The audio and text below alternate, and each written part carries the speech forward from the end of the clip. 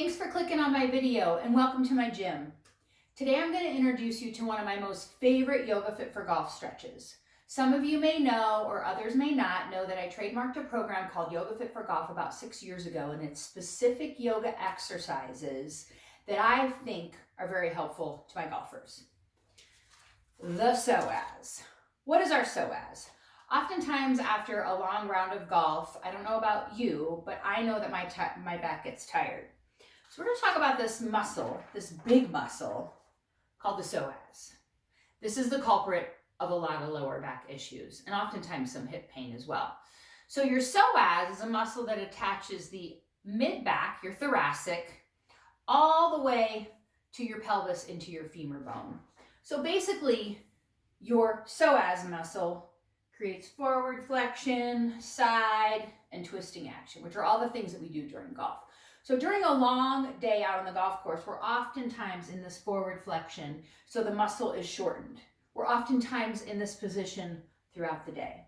So I'm going to show you two great stretches to help open your psoas that you can do before or after a round of golf, or both.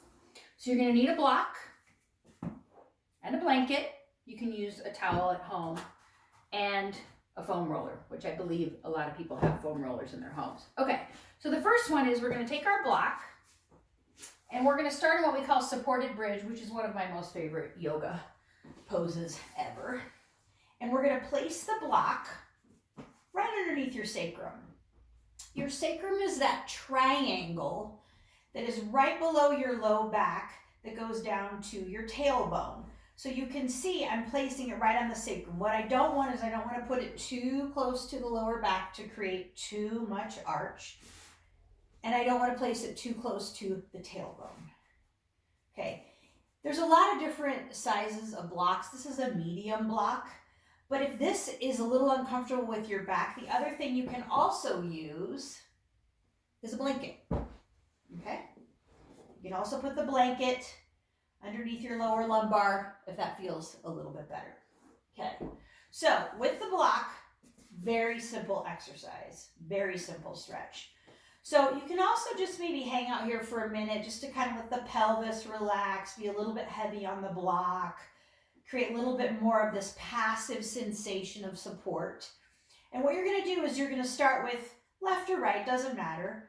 Extend your left leg, right? That psoas muscle goes deep into the belly, all the way up towards the middle of the spine. And then I'm going to reach my left arm over my head. And I'm going to hang out here for maybe a minute. So get out your timer. And the reason I like to do this supportive bridge version is because all I'm doing is allowing my body weight to stretch out the muscles. So this is, in my world of yoga, a little bit more of a passive stretch. Okay, and then other side, right arm over your head, right leg long. Try to be mindful about what's happening with the opposite leg too, that it doesn't just flare out to the side. So just make sure that the ankle is underneath the knee and the knee is in line with the hip. Okay, so when you start, just make sure all these things are square. Okay, supported bridge, extend one arm, lengthen, and then the other. So this is a great one before or after golf. Okay, the second one that I love, and actually when you get up, maybe just push yourself off to the side, is with the foam roller. Okay, now here's the deal with the foam roller. Some of these foam rollers can be pretty hard. So same kind of thing. If this is too much, you can also take a blanket and just roll it into like a medium-sized burrito, okay? So I'm going to just show you with the foam roller first. I'm going to show you from the front, and then I will show you from the side. So your hip points, right above, here's your pubic bone, and then you got your hip points. You're just going to lay the foam roller across your belly. You're going to kind of come onto your tummy, and you can maybe roll it back and forth and try to find your hip bones and then maybe just right below the hip point, okay?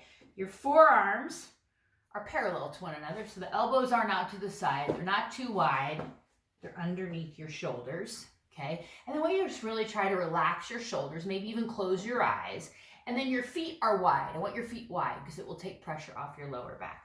So I'm going to now, this is also called Sphinx pose in yoga, is I'm going to push down with my forearms energetically and just lift the chest a little bit and draw the ears back. And breathe. And you'll start to feel the stretch literally right through the belly area where your psoas is, okay? And this is what it looks like from the side. Same kind of thing. Come onto your belly, okay? Forearms are on the mat. You can see my elbow is directly underneath my shoulder, so it's not too far out here, not too splayed out, okay? Try to relax your tush. So I don't want you to squeeze your tush. Feet are wide. Same kind of thing. Lift the chin, draw the ears back. If you want a little bit more intensity, you can come up to here. But if it bothers the low back, obviously come back here. You can also get into a little bit of massaging as well into the psoas, which also feels really nice. Okay? So the psoas, it can be a pain. It can create a lot of pain, but there are a lot of preventative things you can do so that it doesn't create any further injury. I hope you enjoyed this video, and I hope to see you on the lesson tee soon. Thanks for tuning in. Happy spring!